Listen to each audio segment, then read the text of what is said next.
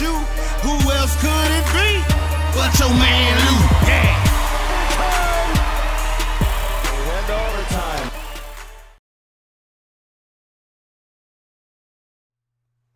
Who else could it be but me, your man, Louie T? Welcome to Monday Night Football Overtime.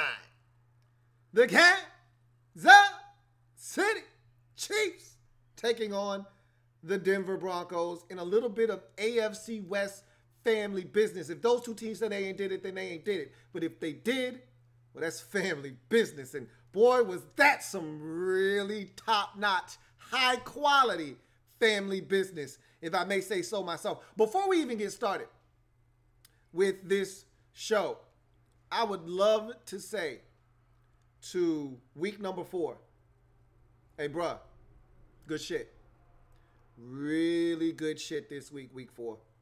This was some really good football. The best by far we've seen in this young 2018 NFL regular season. Man, did we have us some really good ball games. 3 overtime games. Another handful of close nail biters down the stretch. What you got? This game tonight, you had the Chargers and 49ers, Cowboys and Lions. These all didn't go to overtime. Okay, these are just the ones that were close down the stretch. There are a couple more in there too that I'm probably omitting, that I'm leaving out. Just a hell of a week of football, man. Lot of close ball games. Cincinnati and Atlanta, another hellified football game. Week 4 was so good. Good shit, week 4. Really, really good shit. How about Showtime Mahomes, man? Showtime, everybody. How about Showtime? Wow. Was that impressive? Whew. That's going to be a hell of a game. I'm calling it right now. The week 5 matchup that everyone should be circling on the calendar. Jags at Chiefs. Boy, I can't wait to see that one take place. I am going to be on the edge of my seat watching that football game. That defense against this Chiefs offense. And I still think that this Chiefs defense is straight, pure, unadulterated garbage can juice. So if Blake Bortles can do what he's done 2 out of the 3 last weeks, and the defense do what they normally do, which is go out and get stops and force turnovers, Chiefs could be in some serious trouble. This is the one for me right here. This game coming up in week 5 for the Chiefs will be the one that tells me if they're good enough to make something of this season, because you're going to run into a team or teams with an S in the postseason like the one they're going to see on Sunday in week 5 at home versus Jacksonville. If they can navigate their way through this one, you feel really good about what the Chiefs could be moving forward.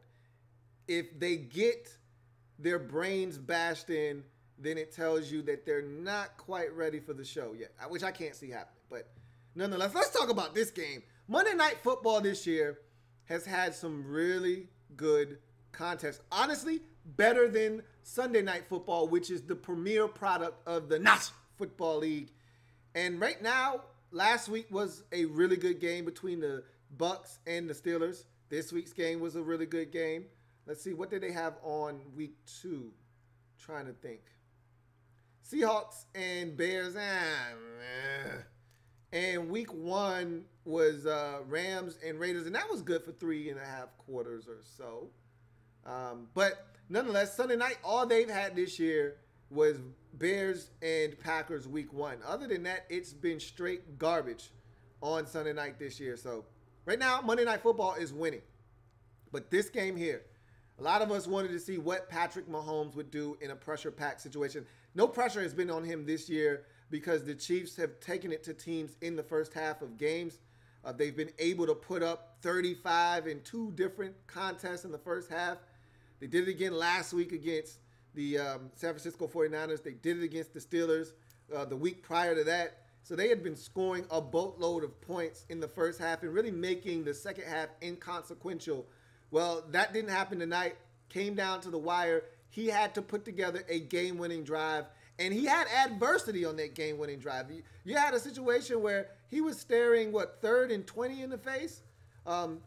or 2nd and 20 in the face and was able to gobble that up in 2 plays. He put this Chiefs team on his back on that final possession when they had to have it. He made every single play. What about the throw left-handed, running away from Von Miller? Are you kidding me, guys? Seriously, what are we talking about here, man? Patrick Mahomes is really he's really playing out of his gourd right now. What are we talking? He still hasn't thrown a pick yet. When is he gonna do that? I mean, this is crazy talk right now. How many touchdowns we get tonight? How many touchdowns? Another 1 or 2 or none? 1 touchdown tonight, no interceptions. So 14 touchdown passes, no interceptions on the season for Patrick Mahomes. Showtime is showing up and showing out, and he's got his Chiefs 4-0 right now. And this is crazy right now. I didn't know what to expect tonight. I knew he was gonna play well. I thought he would make a mistake or two tonight, though, honestly speaking. I expected the mistake to come tonight. A batted ball, a Von Miller hit. He's trying to get rid of the football, and it goes up in the air, sort of like Khalil Mack against the Bucs yesterday. Get your arm hit as you're throwing it. It just caroms into the air, gets picked off. Something along those lines. I thought it would happen tonight. Credit that Chiefs offensive line, too, because we heard nothing of Von Miller tonight, other than the one stop down by the goal line and him chasing Mahomes from one side of the field to the other, and Mahomes tossing it left-handed. We heard nothing of Von Miller. Chubb almost got in and forced an intentional grounding. But other than that, they were silent up front with the Denver Broncos. Shane Ray almost got to him once, but they didn't pressure Mahomes like I thought they would tonight. Credit that offensive line of the Chiefs. Eric Fisher, Mitchell Schwartz, and company, they got the job done. And you got to give them credit up front, first and foremost. I thought he might have been running for his life a little bit tonight, and that was not the case. They took care of business. Mahomes did his thing, protected the football as he's done all season long, as a testament to the no interceptions on the season, and we're 4 weeks in. How many quarterbacks starting right now can lay claim to not having thrown a pick this season? I don't think there are many. Mahomes may be in a category all to himself with that one. You may have 1 or 2 more guys that haven't thrown a pick, but for the most part, you've thrown a pick after 4 weeks of football. Mahomes has not, and so it is amazing watching this guy work right now. And I don't want to continue the slobber fest. They did enough of that on the telecast on Monday night, but what this guy's done in 4 weeks of work, keep in mind he's only started 5 games in his career. 5 games. 2 of them have come in Denver. He's got the same amount of starts in Denver as he has in Arrowhead. So right now, this guy has been electric. And much like we made a big stink about Jimmy G last year not losing a start, this man hasn't lost a game yet. He's 5-0. When are we going to start tallying up the amount of starts he's got without a loss like we did with Jimmy G last year when everybody was going goo goo gaga when he came over and won the final 5 or 6 games for the Niners last year? When are we going to start that for Patrick Mahomes? Because Showtime's ready. Showtime? He's ready. He's ready for the big time. You saw it tonight. Lights were bright, stage was big, and the man did not cower. He did not shy away. He stepped up to the mic and he lit it up. So I'm impressed, I must say. I was one of those, you remember what we talked about during the AFC West breakdown. I was one of those people that thought Mahomes would win them some games and lose them some games. There's still time for that. But he's far exceeded my expectations in this young season 4 weeks in. They weren't supposed to be 4-0 after the first 4 weeks of the season. More like 2-2. More like 1-3. But Mahomes has been playing lights out. And he takes his team down the field. Now, that defense, they should have given up. It's Case Keenum, folks. Keep that in mind. It's Case Keenum. Any other quarterback in the AFC West, they lose this game tonight because that other quarterback in the AFC West doesn't miss Demaryius Thomas in that honey hole or in cover 2 down the sidelines for that touchdown late in the game. Any other quarterback in the division, not named Case Keenum, strokes that one, and the Denver Broncos are leaving here with a dub. But it's Case Keenum. And for all the good that he does, there's going to be a miss or two in there, and that was the miss, and it came at the most crucial juncture of the game. Now, I will say, that hook and ladder that they tried late in the game, if Cortland Sutton had gotten that thing to E-Man saying cleanly, that shit was a touchdown. Either it's a touchdown or he gets out of bounds and they got a shot at the end zone. Either way, it would have worked to perfection. It was beautifully executed. Great play by Kendall Fuller, making up for the dropped interception the play before to knock that out of his hands and not allow them to complete that play because that shit was gonna work. It was gonna work. That would have been a hurt head right there. But, as a wise man once told me, if and buts were candy and nuts, oh, what a wonderful world it would be. It didn't work. So, let's not harp on what should have, could have, would have been. It didn't. And the Chiefs hold on 27-23, get their fourth win of the season to remain one of the few unbeaten teams. How many do we have left in the league? Are they the only one? I mean, we saw the Dolphins go down. Rams. And those two teams will meet. Here in a few weeks, those two teams will meet this season. So that could be a preview of the Super Bowl. Probably not. But you never know.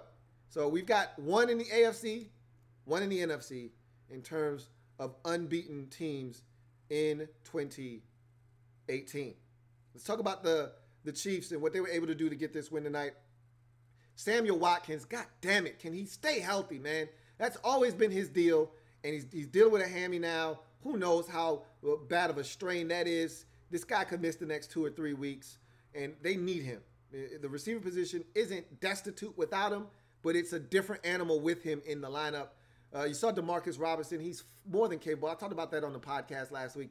More than capable of stepping up in his absence, but it's not the same. It's not the same. You saw Demetrius Harris do his part to fill in that void, and I always have liked Demetrius Harris. He'll drop it on you every now and again, but boy, is he athletic and gifted. You saw that again tonight, him making a big play to help the Chiefs get in the end zone in the fourth quarter. They've got stuff everywhere. Chris Conley is an unsung guy, does all the dirty work. They'll be fine, but Samuel Watkins gives that offense another dimension that without him in the lineup, they're missing.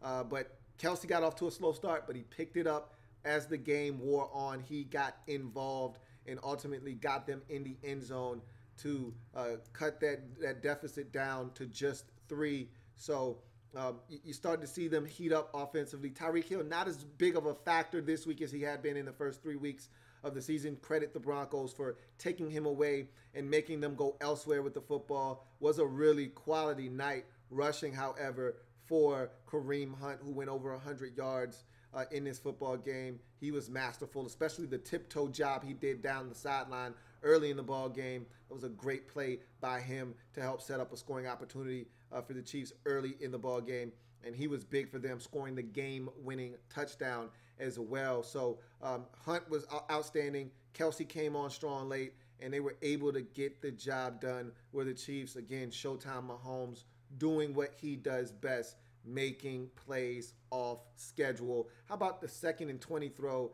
to, who was that, Kelsey? I believe it was somebody for about 16 after you're backed up with a penalty and it's 2nd and 20. And you got to have it. And you pick up 16 and make it 3rd and 4, which you convert on the next play. It's big-time football. You know, what more can I say that hasn't already been said about Patrick Mahomes, man? The guy is playing ridiculous football. The level at which he's playing right now is unheard of for what amounts to essentially a rookie quarterback in this league.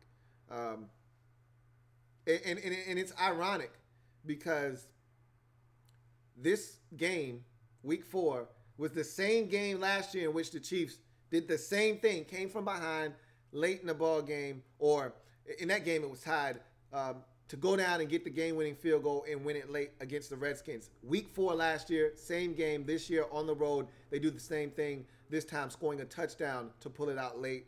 Chiefs making magic on Monday Night Football on week number 4, 2 consecutive years in a row. If you're the Denver Broncos, it's a tough one to swallow. You did everything right in this game. You limited Mahomes.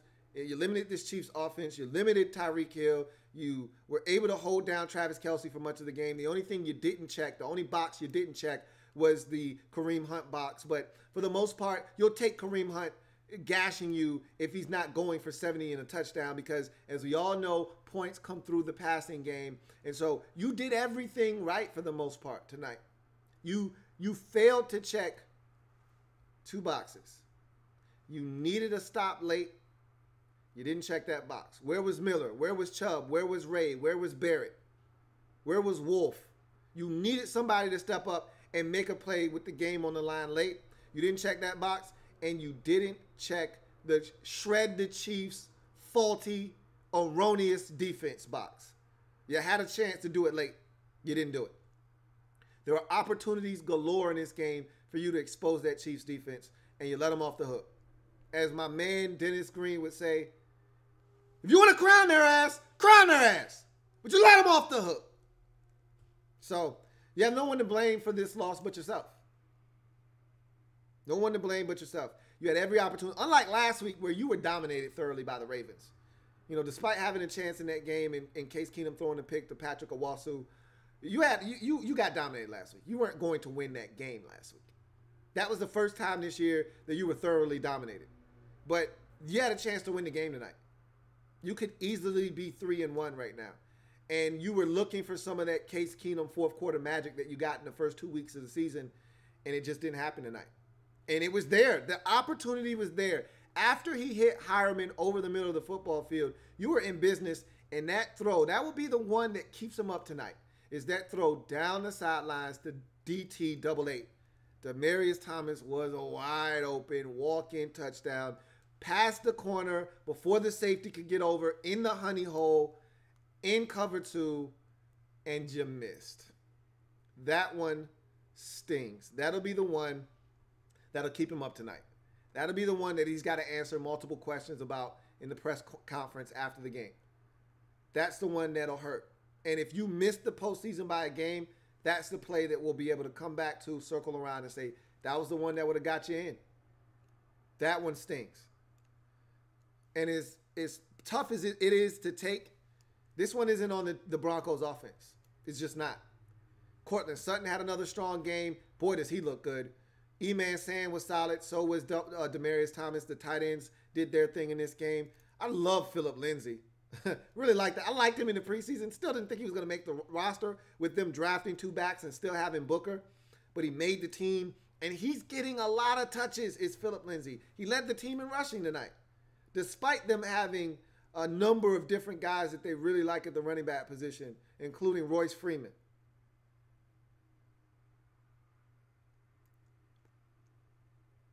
It wasn't on the offense tonight. Despite the offensive line giving up pressures, this one was on the defense.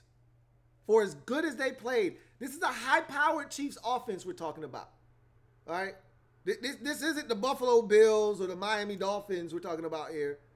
This isn't the New York Giants or the Jets that they shut down for 3 quarters. This was the Chiefs offense. These boys were putting up 30 for practice in the first half on teams this year. That was practice for them. First half of games. 35. Like it was walkthroughs. Like it was 7-on-7. You held them down for 3 quarters. But when the game was on the line and you had to get a stop, you had 2 possessions to do it in the fourth quarter. Either one of those, you get it done, you win this game. And on back-to-back possessions, you let the Chiefs drive it down the field and get into the end zone. On back-to-back possessions, after 3.5 quarters of pretty much 7 innings of 4-hit, 1-run ball, you gave up, 8 innings.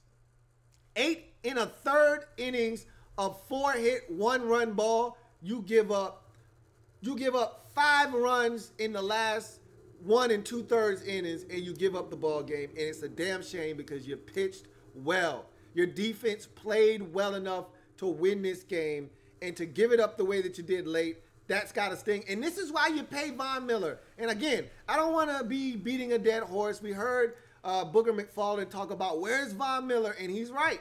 This is when you expect Khalil Mack to step up and make a play. This is when he would make a play. This is when you expect Von Miller to make a play. This is when you're supposed to make your money. If you're paying a guy $100 million as a pass rusher, this is when you expect him to step up. And if he doesn't, he better be getting double teamed. And if he's getting double teamed, somebody else needs to step up. This is when Bradley Chubb was supposed to step up. This is when someone like Shane Ray was supposed to step up. Shaq Barrett supposed to step up. Derek Wolfe, somebody, anybody, step up, make a play. They didn't get it tonight. And you had 2 possessions to do it.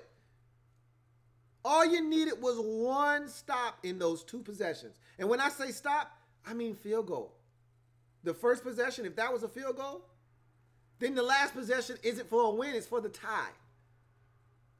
2 possessions to get one stop. You struck out. That was the ball game. And yeah, you'd love for your offense to score more points. You knew that you were going to have to score against this Chiefs offense. You knew you were going to have to score tonight to win. You were going to have to make 23 enough. And unfortunately, you weren't able to do that. So I put this one squarely on the shoulders of the Broncos defense. Because for as good as you played for 3.5 quarters, you needed to finish the job. You needed to finish the job. Look at the Broncos offense as a closer that you don't trust. If you've pitched 8 sparkling innings, don't leave it in the hands of the closer that you don't trust, that you think is going to throw away the game. Finish it yourself. Close the game yourself. Pitch a complete game. You didn't do that tonight. You didn't do that tonight. So, unfortunately for you, now you're 2-2 on the season. You played well enough to be 3-1. You're now 2-2. You're now tied with the Chargers in the division. You're now only 1 game up on the Raiders in the division. And now the Chiefs have a full 2-game spread on everyone in the division. You had a chance to pull them down to the pack and keep them at arm's reach. Stay tied with them atop the division. Take the lead if you want to count tiebreakers. You could have done that tonight. You put yourself behind the 8 ball now. Because this Chiefs team, offensively, they're going to be tough to stop most weeks. Their defense, you can score. You can light it up. You can put the scoreboard on tilt versus their defense.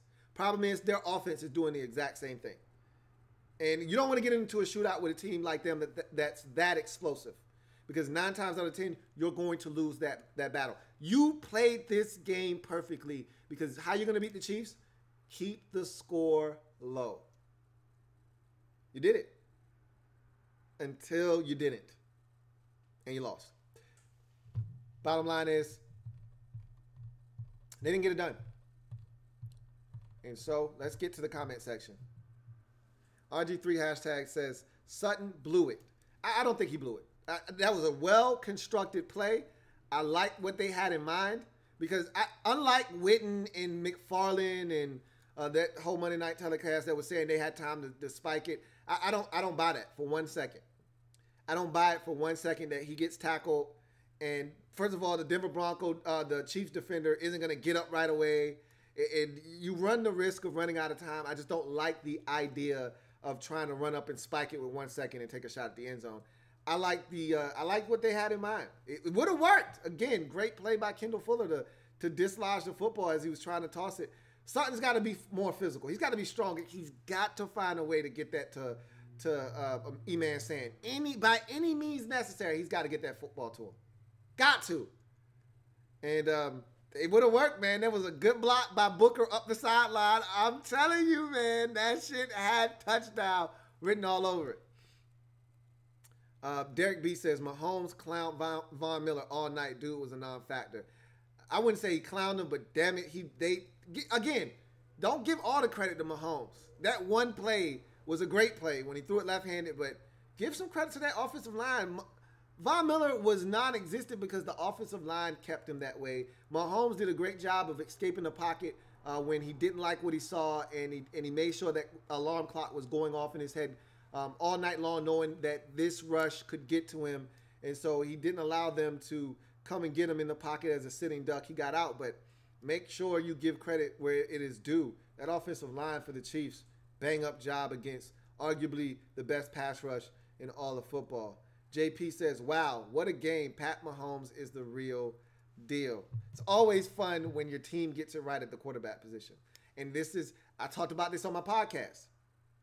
When is the right time to play a young quarterback?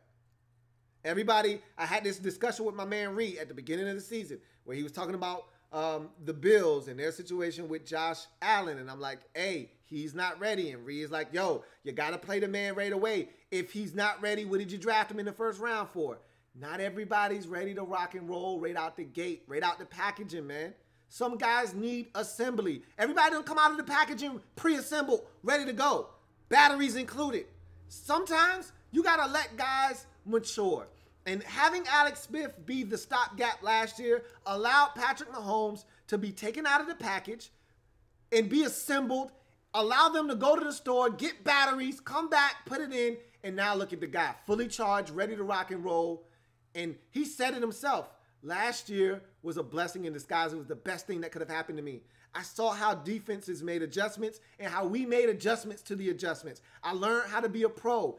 There's something to be said about a guy getting to sit and learn. Not every situation is going to allow you to let your rookie quarterback sit and learn. But if you have a situation that is advantageous enough to allow your guy to sit and learn, like I was hoping the Browns would be able to do with Baker Mayfield, because Mayfield lost them the game. Say what you want. He lost them the game with his play against the Raiders. Maybe he won't do that later on down the season with more experience. But I can tell you this much. When you get to sit and learn from other guys' mistakes, you get to see what defenses are doing week in, week out. You get to sit and learn what it's like to put together a game plan and how to go out and execute it, how to study film and how to get your body right.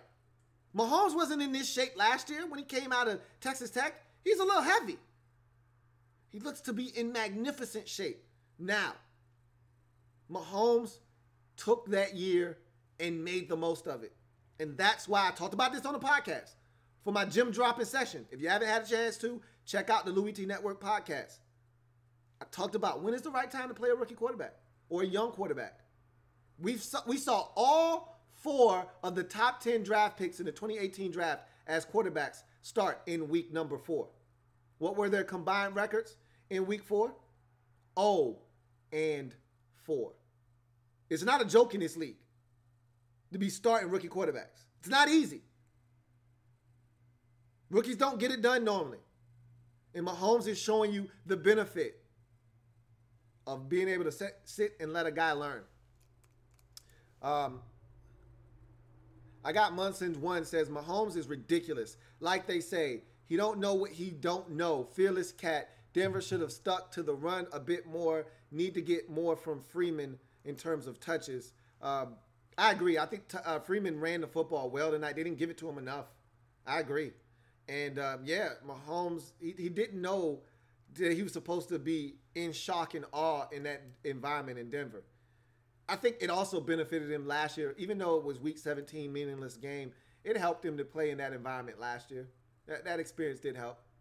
But this is totally different. Different animal, week 4, first place on the line, totally different animal. And to watch him work the way that he did tonight, extraordinary. But I agree. I would have liked to have seen Denver give Royce Freeman some more touches because he was running the football very effectively on this Chiefs defense. Really, for the entire night, the Chiefs couldn't stop the run. They were just a sieve up front. They were just getting gashed by Phillip Lindsay and by Royce Freeman. And I just thought they should have run it more. I agree. RWF1984 says, Patrick Mahomes, first real adversity, down 10 points in the 4th, and he passed the test. Absolutely, with flying colors. JP says, Pat Mahomes' new name is Showtime Pat. He carved up that Broncos pass rush in the second half. Tyler Rodriguez says, Chubb needs to put his hand in the dirt. That's what he's more comfortable doing. He had enough rushes with his hand in the dirt, I believe.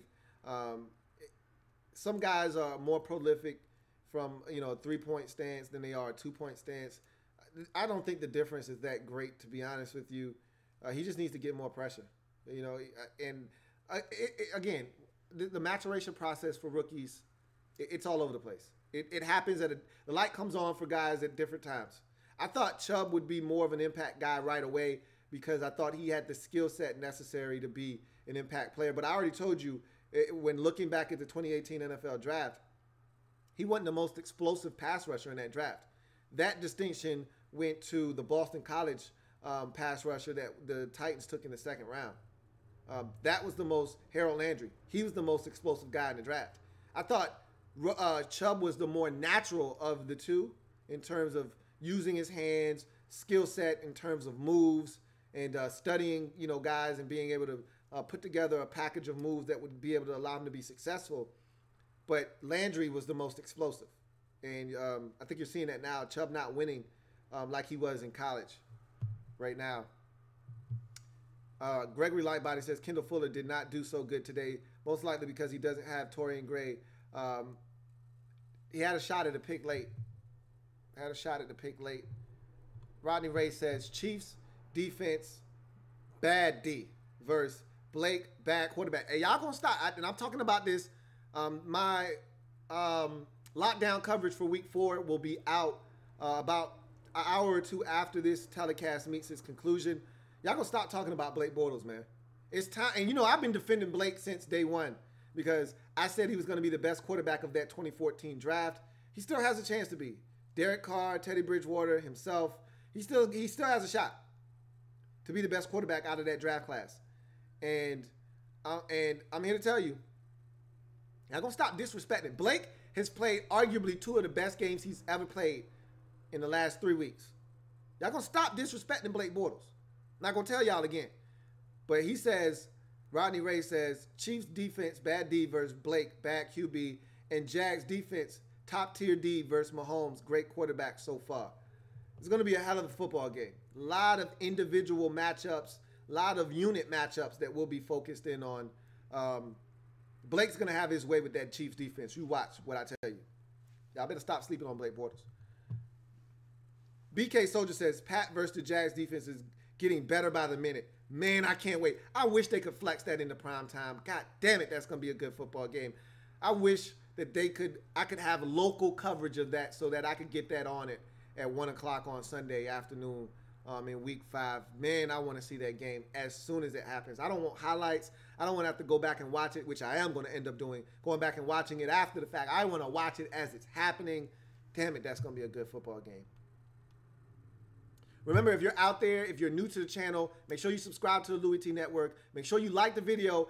It's almost 100 of y'all watching this video, and I got 9 likes. Thumbs up the video. Why do I have to remind you guys to do this every single time?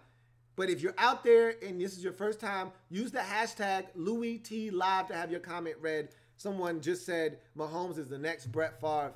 Man, you're not wrong about that. I don't think you're wrong about that. BK Soldier says, Jalen gonna show Mahomes what a pick is. Maybe. He might not get away with a mistake or two like he's gotten away with the first couple weeks of this season. We'll see. Larry G's the best says, I compare Mahomes to Brett Favre. A lot of people are saying that. That's not the first time I've heard people make that comparison. I'm not always quick to throw that out there, but the way he plays the game, I can see the comparison and why you would say that. Now, I'll say this much.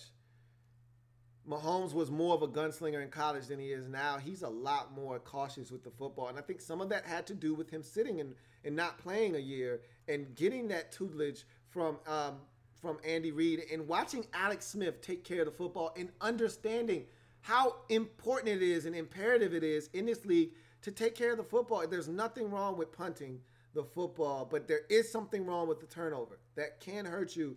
And I think that really helped kind of mold and shape the way that he's playing the game right now in terms of not turning it over. Buffalo pregame says, I traveled all the way to Lambeau just to see a shutout.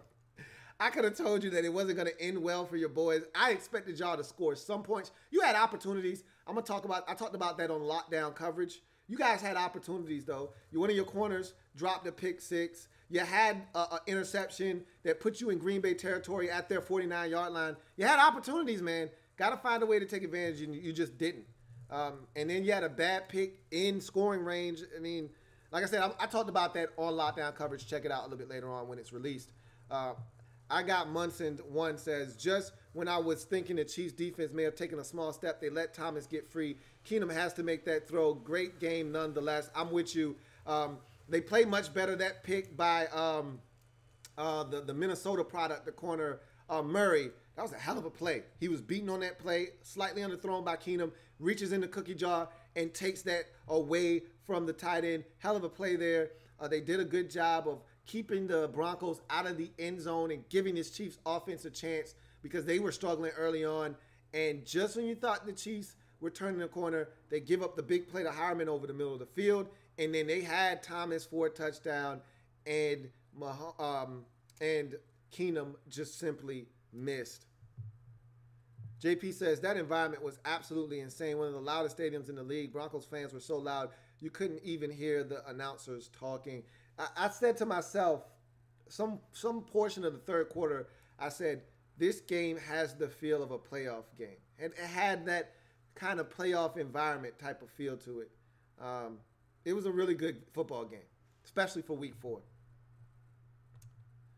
John Perez says, are you ready to admit you were wrong about Royce Freeman? I didn't say anything wrong about Royce Freeman. He hasn't proven anything to me yet. I told you, I gave him a triple. I thought he was a quality pickup. I didn't love him at Oregon. That was my thing, is I didn't love him at Oregon. Oregon plays that wide open spread offense. A lot of guys, like I said, the same thing with Marcus Mariota when he came out.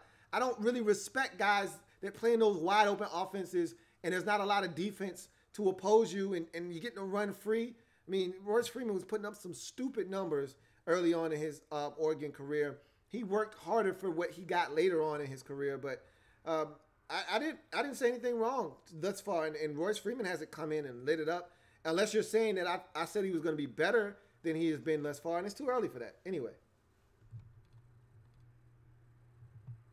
RG3 hashtag says, is it a possibility that Pat Mahomes throws for over 50 touchdowns this season? That's the next thing that people have been talking about, that he could take a run at the touchdown passing mark. Who set that a few years ago? Was it Manning? Was it Manning? Did somebody break Manning? Because remember, Manning did it in 2014. No one's approached it since then, right? I don't think so. I think Manning broke that record, and it's his.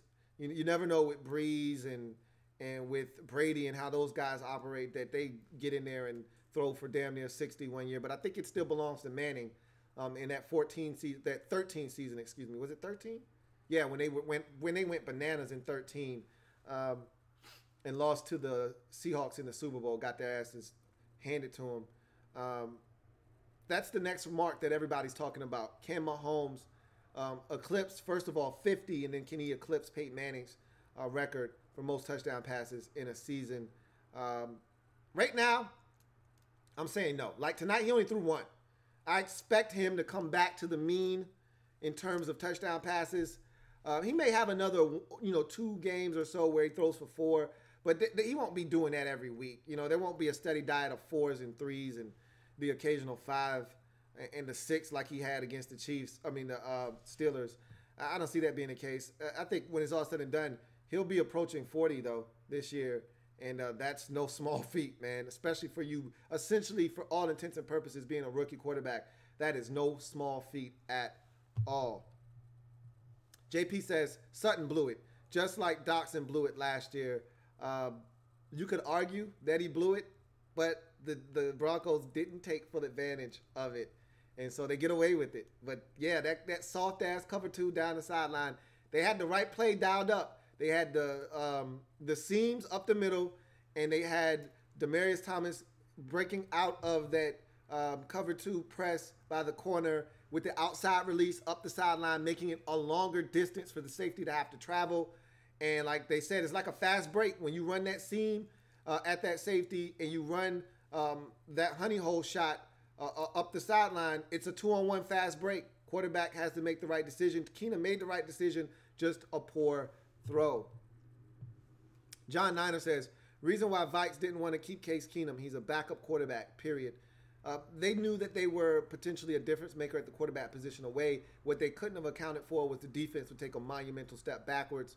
But nonetheless, I think we all felt like Case Keenum was a backup. He's proven at times this year that he's in fact a backup, and at times he's made plays like a starter in this league. And I think the reviews right now are mixed, and I think that's why the record speaks volumes at 2-2. He's been good at times. He's been bad at times. He's been mixed. He's been 50%, and that's where the Broncos are record-wise at 2-2. JP says, how the hell does Keenum overthrow Demaryius Thomas when he was wide open at the 5 with a chance to win the game? It just happens that way. He tried to make sure he got it in there before the safety got there. The thing that frustrated me was it wasn't like the corner sagged and made it a tougher throw and he had to throw it out over the outstretched arms of a defender. There was nobody there. There was nobody home. You know, even if he puts it on a rope and the safety gets over in time and he gets knocked out at the 2, what more could you ask for there? Just don't miss. It's all you ask for. Don't miss. Even if you threw a loft job, which did allow the safety to get over there in time and hit him and knock him out at the 3, don't miss. And he missed. Reese says, Pat Mahomes with the left-handed throw looking like the great Brett Favre out there. I know that's your favorite player, Ree. And, damn, that was a hell of a play, man. Left-handed. That was a hell of a play. JP says, Vaughn was a no-show in this game. Chubb was okay, but he's got to avoid those offsides penalties. Patrick Mahomes says, born to throw a football. Seems like it. Seems like it. Reese says, the Chiefs were apparently close to trading for Earl Thomas. Do you think these Chiefs are scary? Try that on. If you think that these Chiefs are scary, try that on for size. Had he gotten into Kansas City and they got a healthy Eric Berry back, boy, would that have done wonders for this Chiefs defense. Just thinking of the possibilities. That could have been the difference between putting them over as a true Super Bowl contender and them just being a really quality AFC playoff team. That's the difference that potentially them getting their hands on Earl Thomas and getting a healthy Eric Berry back would have made for that defense. But if you're a Chiefs fan, you can only dream now.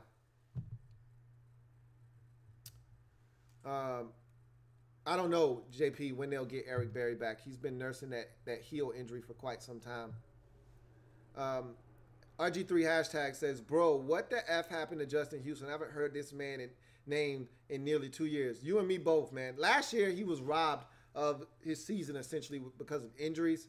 But this year, I would assume he's somewhat healthy.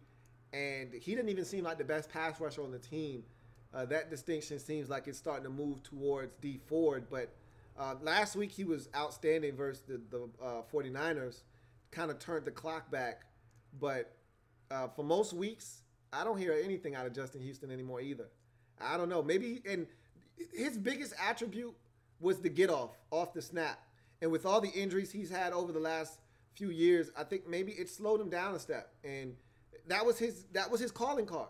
You know, if you're a speed receiver and they take your speed away, what do you do next? I think that's where he's at in his career now is they took your fastball away. Can you adjust and still find ways to get guys out? And we're going to see if he can do that over the next year or two. Reese says, Andy Reid is such a great coach, Lou. I don't understand why he chokes in the playoffs. It would be a shame if he never wins a chip. He'll be the greatest coach to never get one. I'm pretty sure if we went down the list of really good coaches to never win a Super Bowl, he would not top that list, but he would be high up on the list. He's had some really good teams in Philadelphia. He's had some good teams in Kansas City, but I don't ever think he's had the luxury of what he's got at the quarterback position. Even with McNabb at his best, I don't know if Mahomes, again, I don't want to put Mahomes in the Hall of Fame already because Donovan McNabb is a Hall of Fame quarterback. I don't want to do that to Mahomes and put him above Donovan McNabb, but in McNabb's prime, and if this is what Mahomes truly is, if this small sample size is what we can take and extrapolate it over the life of his career, if this is what this man is, Andy Reid's never had a quarterback quite like this before. Now, he's had some much better defenses in both Philly and Kansas City. This may be the worst defense he's had since he's been in Kansas City. And that may be the thing that undoes this Kansas City Chiefs team this season if they're not able to right the ship.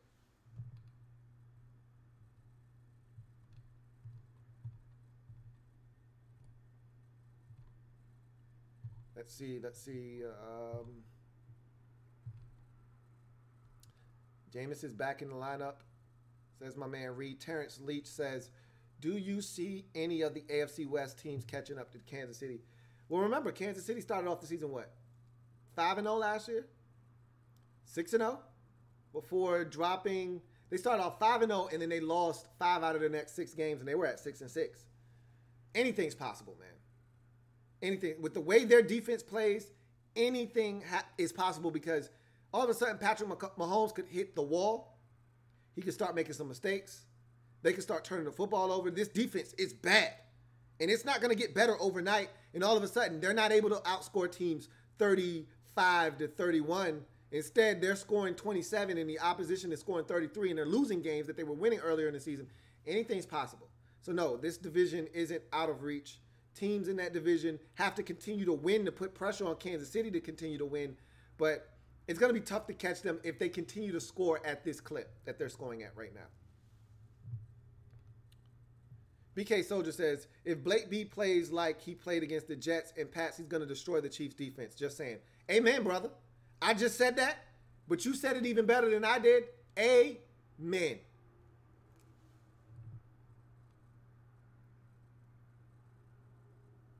Reed, you always ask me about that, man. You got to stop asking me about Die Hard, man. John Niner says, Bears defense is no joke, though. Now, look, when you add a guy like Khalil Mack, it changes everything. Imagine Khalil Mack on this Chiefs defense. It would change everything.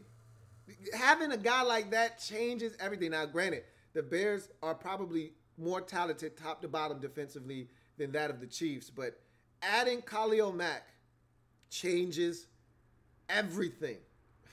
I mean everything.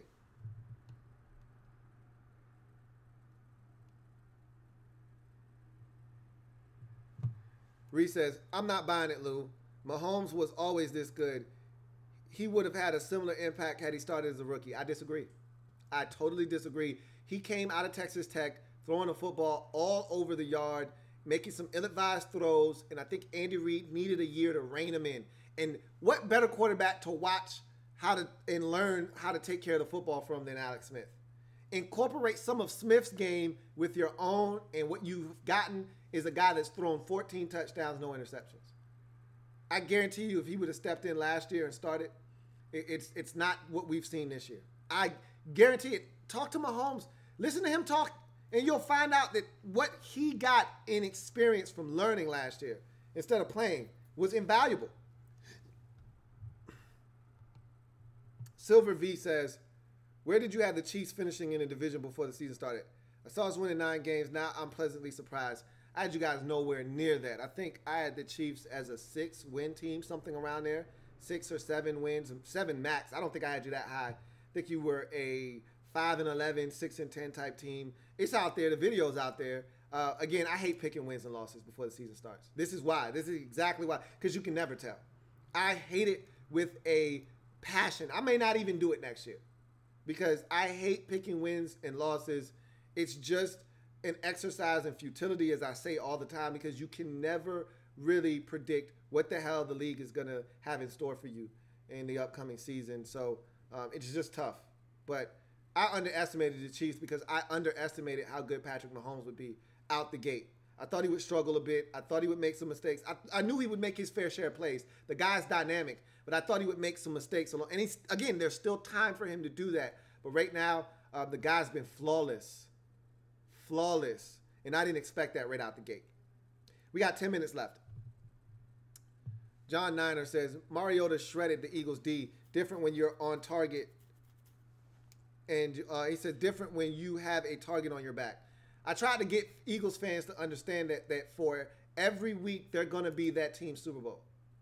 I had a guy at the barbershop come and tell me that the Eagles were going to go 14-2 this year. I said, bruh, you're going to lose 2 games in the division minimum.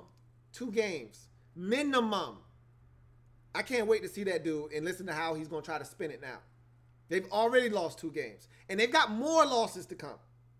And if you listen to my podcast, I told you that the Eagles were on upset alert.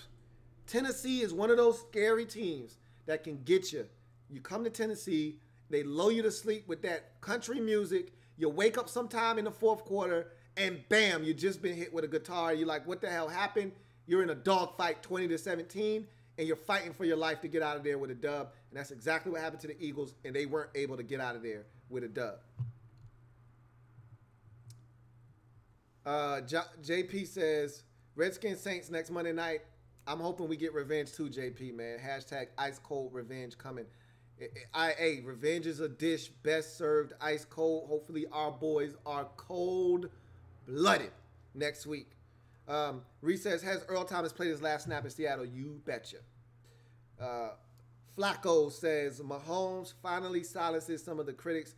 Kareem Hunt showed up and reminded the world why he led the league in rushing. It was good to see Kareem Hunt do what he did tonight. He had been the unsung hero of this Chiefs offense to me. He keeps them balanced. Last year when they lost 5 out of 6, they stopped running the football. They forgot that Kareem Hunt was the engine that made that car go last year. And he was the forgotten man this year with all of the Mahomes hoopla and Tyreek Hill doing what he had done to start the season off. To me, Kareem Hunt was the guy that everyone was forgetting about. And tonight, he showed up and showed out. JP says that Chiefs offensive line is very questionable. I noticed they struggled mostly in pass protection and make Mahomes run for his life most of the game. I disagree. Mahomes chooses to vacate the pocket a lot of times. He's a guy that once that alarm goes off in his head, and rightfully so, especially when you're up against an aggressive defense like Denver's, you need to get out of there. And he's more comfortable on the move than most quarterbacks. So I disagree that his line was getting beat all night and he had to run for his life. I think he's comfortable getting out of the pocket, extending plays, and making things happen off schedule. It's what makes him special. It's what makes Aaron Rodgers special. It's what makes some of those quarterbacks that are capable of doing that so prolific and hard to stop.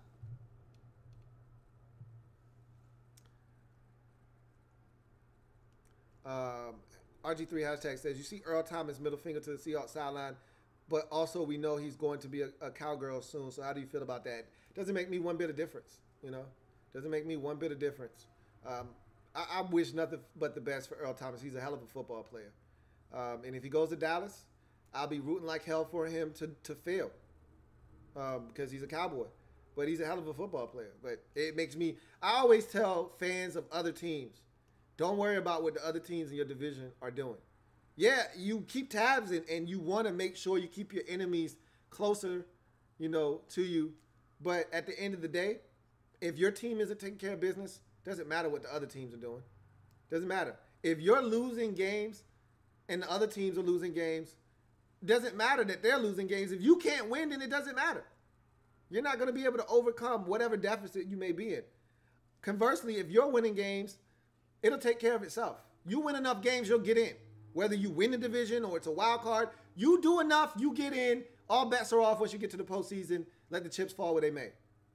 We saw that with Jacksonville last year. Just get in.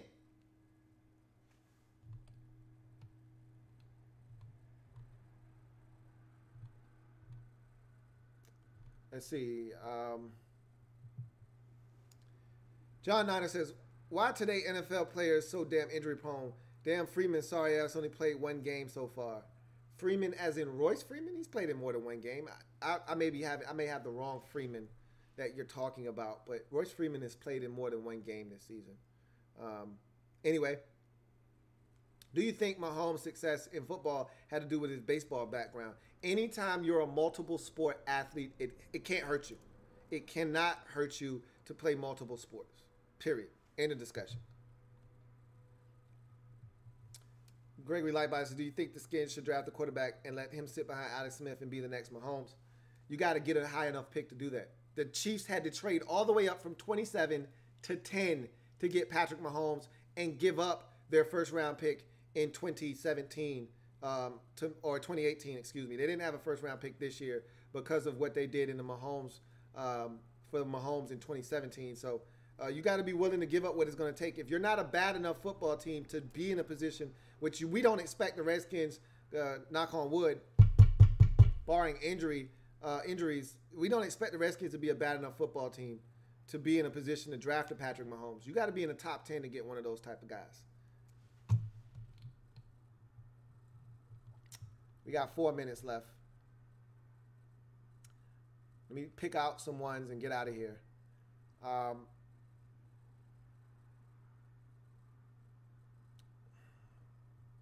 Terrence Leach says, Broncos really made Hill work for it tonight. Just wasn't enough. Agreed.